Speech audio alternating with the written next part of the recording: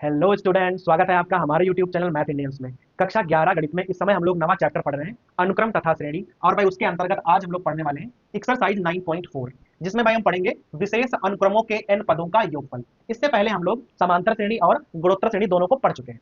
अब भाई ये विशेष अनुक्रम क्या है और उनके n पदों का योगफल हम कैसे ज्ञात करेंगे, और यहाँ भाई कौन कौन सी चीजें हैं जो कि एक्सरसाइज शुरू करने से पहले आपको भाई पढ़नी चाहिए, वो सब इस वीडियो में आपको हम बताने वाले हैं। ठीक है, तो भाई चलिए शुरू करते हैं।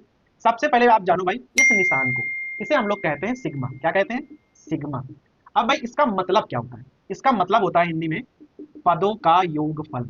जो भी पद होंगे उन सबका अगर योगफल आपको दर्शाना है तो उसे हम सिग्मा कहेंगे। अंग्रेजी में कहते हैं समेशन ऑफ टर्म्स। भाई इसका मतलब होता है समेशन अर्थात योगफल।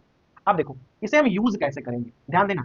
अगर कहीं पर भाई इस प्रकार से लिखा हुआ है एक एक, अब जहां के की वैल्यू 1 से लेकर मान लो 5 तक है, ठीक है, तो इसका मतलब क्या होगा, बहुत ध्यान से देखो।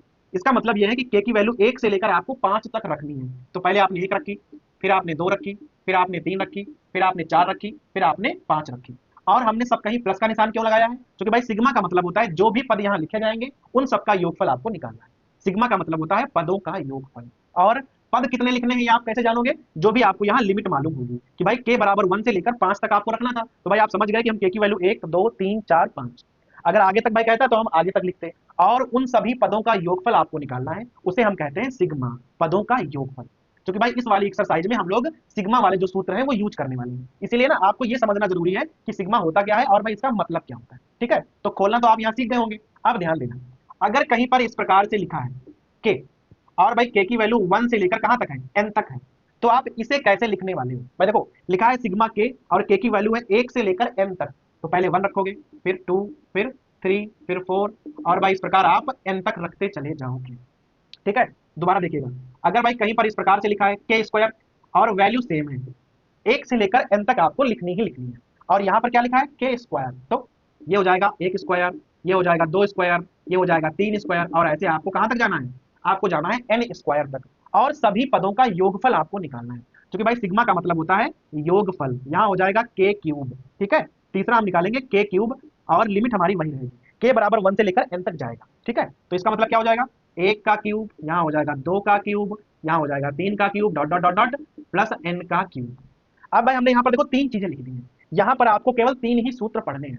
अब जरा इन संख्याओं को ना बहुत ध्यान से देखो कि ये है क्या। 1 + 2 + 3 + 4 dot dot dot dot n तक करना, अर्थात ये प्रथम n प्राकृतिक संख्याएं हैं। भाई जो शुरुआत है वो 1 से है, अर्थात ये प्राकृतिक संख्याएं हैं, और कहां तक लिखी गई हैं? 1 से लेकर भाई n तक है, तो ये प्रथम n प्राकृतिक संख्याओं का योगफल लिखा हुआ है। ये क्या है भाई? प्रथम n प्राकृतिक संख्याओं के वर्गों का योगफल है, और ये वाला प्रथम n प्राकृतिक संख्याओं के घनों का योग। भाई यहाँ 3 घाते हैं, यहाँ 2 घाते हैं, और यहाँ 1 घात है। ठीक है, तो भाई इनका मान कितना होगा आपको ये चीज यहाँ पर पढ़नी है। देखो अगर प्रथम n प्राकृतिक संख्याएं हैं तो भाई उसकी वैल्यू होती है हाफ n, n+1।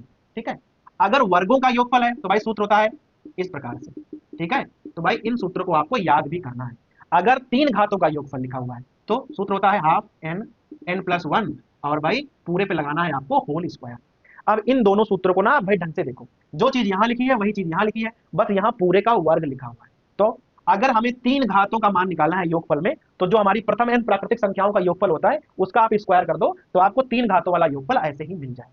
ठीक है, तो हमें यहाँ पर केवल यही 3 सूत्र पढ़ने हैं। कौन कौन से हैं? प्रथम n प्राकृतिक संख्याओं का योगफल, प्रथम n प्राकृतिक संख्याओं के वर्गों का योगफल, और प्रथम n प्राकृतिक संख्याओं के घनों का योगफल आपको निकालना है। और सिग्मा का यूज करना है आपको इस प्रकार से। तो भाई सिग्मा का क्या मतलब होता है कि आपको वैल्यू रखनी है 1 से लेकर n तक, और सिग्मा चुकी है, सिग्मा का मतलब होता है योगफल, अर्थात आपको ना इन सबका योगफल निकालना है। एक और बात, अगर कहीं पर भाई इस प्रकार से लिखा हो, देखो अगर कोई संख्या मान लो यहाँ पर लिखी है के, ठीक है, तब तो आपने फटाक से निकाल लिया कि भाई 1 + 2 + 3 + 4 इस प्रकार से हो गया। अगर कहीं इस प्रकार से लिखा हो के बराबर 1, यहाँ n है, अगर यहाँ लिखा हो 2k, भाई के का तो हमने सूत्र आपको पढ़ा दिया है, लेकिन अगर हम कह दें 2k तो इसका योगफल क्या होगा? बहुत ध्यान देना। देखो जब यहाँ केवल के लिखा था तो आपने 1 + 2 + 3, भाई के का मान आप 1 से लेकर स्टार्ट करो और n तक जाओ, 1 रखो, यहाँ 2 हो जाएगा, 2 रखो तो 4 हो जाएगा, 6 हो जाएगा, 8 हो जाएगा, इस प्रकार से 2n तक जाएगा।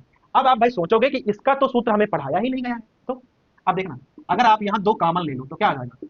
1 + 2 + 3 इस प्रकार से आ जाएगा ना, और n तक जाएगा। अब देख लो ये वाला सूत्र आपको पढ़ाया गया था। ठीक है, तो ये किस चीज का सूत्र है? ये सूत्र है इस प्रकार से, के बराबर 1 से लेकर n सिग्मा के का। तो समझ में आया कि हम आपको क्या बताना चाह रहे हैं? अगर आपको 2k का योगफल कहीं पूछ दे तो आपको ना 2 बाहर निकाल लेने हैं, और आपको निकालना है केवल k का योगफल, और बाद में ना 2 से गुणा कर देना। 2 हो, 5 हो, 10 हो, इससे कोई फर्क नहीं पड़ेगा। अगर कोई संख्या गुणा या भाग में लिखी हुई है तो उसे आप बाहर निकाल लो, संबंधित संख्या का योगफल निकालो, गुणा करनी है, उत्तर आपका आ जाएगा। ठीक है, अंदर यहां गुणा करने का कोई मतलब नहीं है, 2 आप सीधा बाहर निकाल सकते हो। ठीक है, तो भाई समझ में आ गया कि सिग्मा क्या होता है और भाई उसका मतलब क्या होता है। ठीक है, और हमें यहाँ कौन कौन से 3 सूत्र पढ़ने हैं जो कि आगे आपको एक्सरसाइज 9.4 में भाई आपको जरूरत पड़ने वाली है।